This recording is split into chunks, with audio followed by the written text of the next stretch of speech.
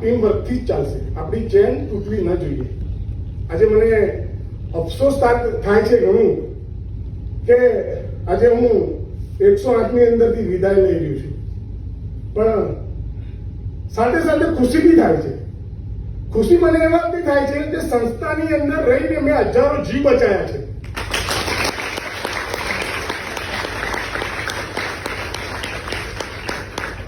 રાત્રે અંધારું હોય, ટ્રકની પાછળ કાર ઘૂસી હોય, બાળકો અમને ચોંટી જાય, પણ સર એ લાઈવ હજારો લાઈવ સેવ થયા છે આપણે આ સંસ્થા દ્વારા.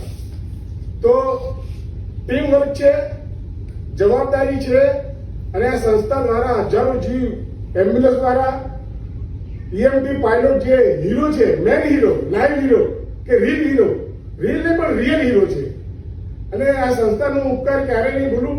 અને મને અફસોસ થાય આજે મારા ઈએમટી પાયલોટ મારો છેલ્લો દિવસ હતો ને સર, છેલ્લો દિવસ.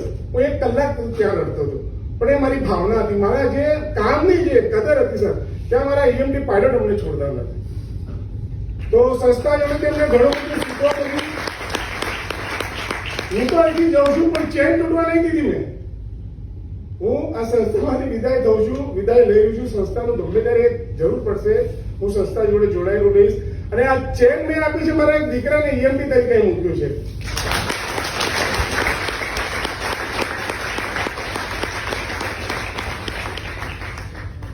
મારા રોજની જે રૂટીન, જે મારી કામ કરવાની શૈલી, એ હું રોજ સવારે વહેલા ઉઠી જાઉં ને માર્કેટમાં રહેવાનું ગમે ત્યારે સર તમે આવો ને અપડેટ આ જ હોય.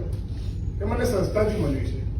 અને હું આપ તમામનો, આપ સરનો બી હું એટલો આભાર માનું છું કે પ્રાઉડ ગર્વ અનુભવું છું. બસ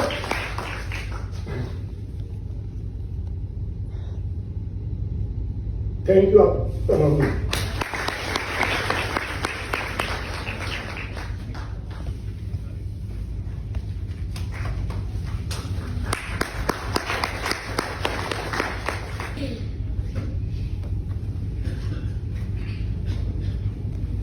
થેન્ક યુ ગુલાબ ખાનજી. તો બધી વાત કરી છે ને એમાં એક પણ અક્ષર ખોટો નથી કે આ પોતે અનુભવેલી વાત કરી છે. આમાં કોઈ બનાવટ નથી. જે માણસ આખી જિંદગી અહીંયા ખર્ચી નાખી છે આ સંસ્થાને ઊભી કરવામાં, 14 એમ્બ્યુલન્સની પ્રારંભની ફર્સ્ટ બેચના પાયલટ છે એમને. અને આજે પણ હું એટલું ચોક્કસ કહીશ કે મેં જ્યારે એને રિક્રુટ કર્યા ને અને આજે હું રિટાયર્ડ કરું છું, you have maintain the same body. Thank you sir.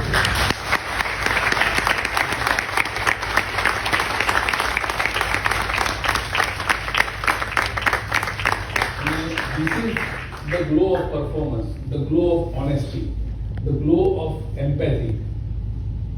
અને મેં આ નહીં, એવા ઘણા બધા પાયલટ્સ આપણે ત્યાં કામ કરે છે. હું તો માનું છું ત્યાં સુધી every pilot is like this, અને આવા પાયલટ જ હોવા જોઈએ. એમ આપણે જેને ઉદાહરણ કહી શકીએ ને એવા ઉદાહરણનું પાયલટ છે. મને પોરબંદરમાં આપણે એક હબીબ પાયલટ, તો કે એને 108 તરીકે જ ઓળખે.